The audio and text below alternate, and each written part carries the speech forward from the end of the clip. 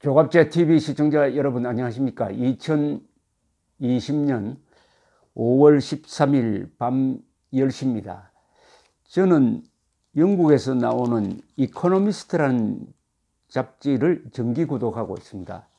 이코노미스트는 세계 지도청에서 가장 많이 읽히는 잡지입니다. 한 30만 부 팔리는 잡지고요.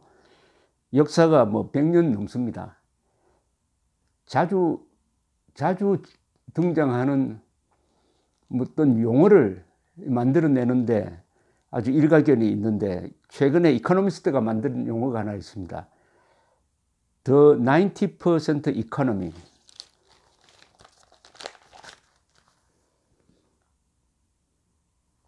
이번호의 카바 스토리입니다. 뭐냐면 코로나 사태에서 회복이 되더라도 중국의 경우처럼 경제가 100% 회복되는 게 아니라 90% 정도밖에 되지 않을 것이다. 잘 돼봤자 90%만 회복될 것이다. 그런데 90% 경제가 90%로 작아지면은 거기서 일어날 부작용이 어마어마하다는 겁니다. 어마어마하다는 거예요.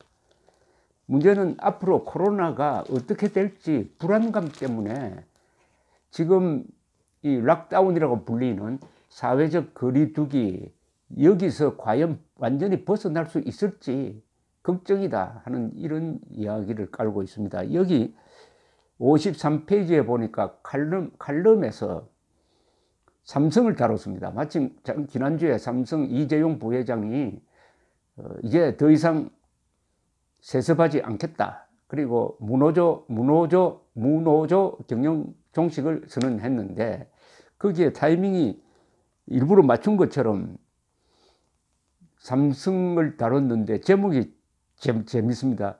The Riddle of 삼성. 삼성의 수수께끼라는 그런 뜻이죠. 삼성의 수수께끼. 세계에서 가장 훌륭한, 리마커블, 가장 훌륭하다기보다 가장 주목받는 또는 굉장한 표현이 가장 맞습니다. 세계에서 가장 굉장한 회사 중의 하나가 요사이 무엇에 고민을 하고 있느냐 하는 그런 내용입니다. 이 기사는 한 페이지짜리인데 삼성을 경외의 눈으로 쳐다보고 있습니다. 어떻게 괴물과 같은 이런 삼성이 존재할 수 있느냐, 참 이해할 수 없다는 겁니다. 여기서 보니까 리들, 애니그마 해가지고 이해할 수 없다, 수수께끼다, 미스테리다 이런 표현이 많이 나와요. 아마 서양 사람 기준으로는 삼성이 이해할 수 없는 회사일 겁니다. 우선 이 회사가 한국의 수출의 20%를 차지하고 있고, 이 주식시장에서의 이 가치가 2,700억 달러, 그리고 종업원이 31만 명. 그런데 그 경영 주체가 이건희 회장이 지금 거의 식물인간 상태로 한 5년 지났고, 그리고 그 아들 되는 분은 감옥에 가서 또 한 1년 있고, 언론에 자주 나오고 이러는데도 이 회사는 계속 잘 된다. 특히 위기에 강하다. 그 비결은 뭘까? 이걸 지금 경외의 눈으로 미스터리로 삼아서 쓴 게 이 한국 사람 입장에서 보면은 상당히 재밌다고 생각이 됩니다. 서양 사람 입장에서 더 이상하게 보이는 거죠. 더 굉장하게 보이는 것이죠. 그러니까 예를 들었습니다. 이 삼성의 성공 비결 중에 여기서 제일 먼저 꼽은 게 엄격한 규율입니다. 엄격한 규율은 어디서 출발하느냐? 바로 오너들, 이건희, 이병철, 지금 이재용 씨에 대한 절대적인 존경, 신뢰라는 겁니다. 여기서부터 회사 전체가 군대식 규율로 딱 잡혀 있다는 겁니다. 그러면서 이건희 회장 시절에 1995년에 불량품이 생겼다 해가지고 그 제품들을 한 5천만 달러어치를 14만 개를 모아가지고 불태운 것, 이런 걸 소개를 하고 있습니다. 이런 거는 서양에서는 좀 보기 힘들다, 이런 뜻이죠. 그러면서 이렇게 오너십이 강하니까 어떤 전략적 투자를 할 거냐 하는 데 대해서 방향이 딱 정해지면은 군말하지 않고 그쪽으로 달려간다는 겁니다. 다행히 지금까지 이병철, 이건희, 이재용 이 세 분이 내렸던 큰 방향의 결정이 다 적중했다는 겁니다. 왜 그랬을까요? 오너니까 장기적 투자가 가능합니다.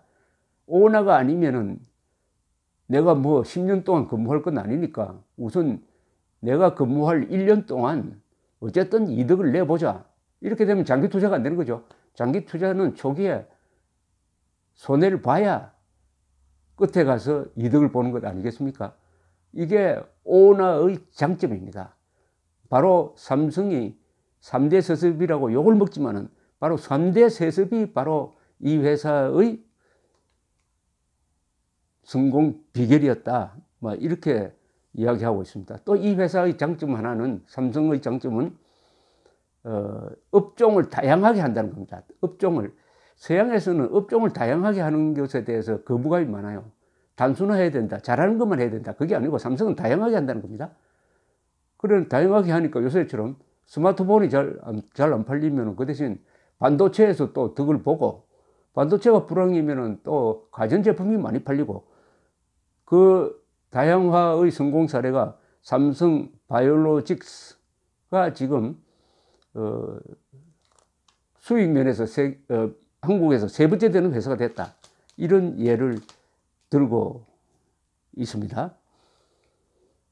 그러나 역시 지금 갈림길에 있다 하는 것을 또 지적하고 있습니다. 갈림길이 두 가지의 도전에 직면하고 있다는 겁니다. 두 개의 도전에. 그러니까 이 애플처럼 원천 기술이 많으면 괜찮은데 삼성은 뭐 구글 안드로이드에 아웃소싱을 하는 식으로 자기 자신의 기술 기반이 좀 약하다. 그 다음에 두 번째는 중국으로부터의 도전이 오고 있다. 중국에서 지금 스마트폰 같은 게 이미 중국 시장에서 삼성이 밀리고 있다든지, 또 삼성이 가지고 있는 이 투자할 수 있는 현금을 810억 달러로 봤습니다. 810억 달러의 지금 유보 자금이 있다.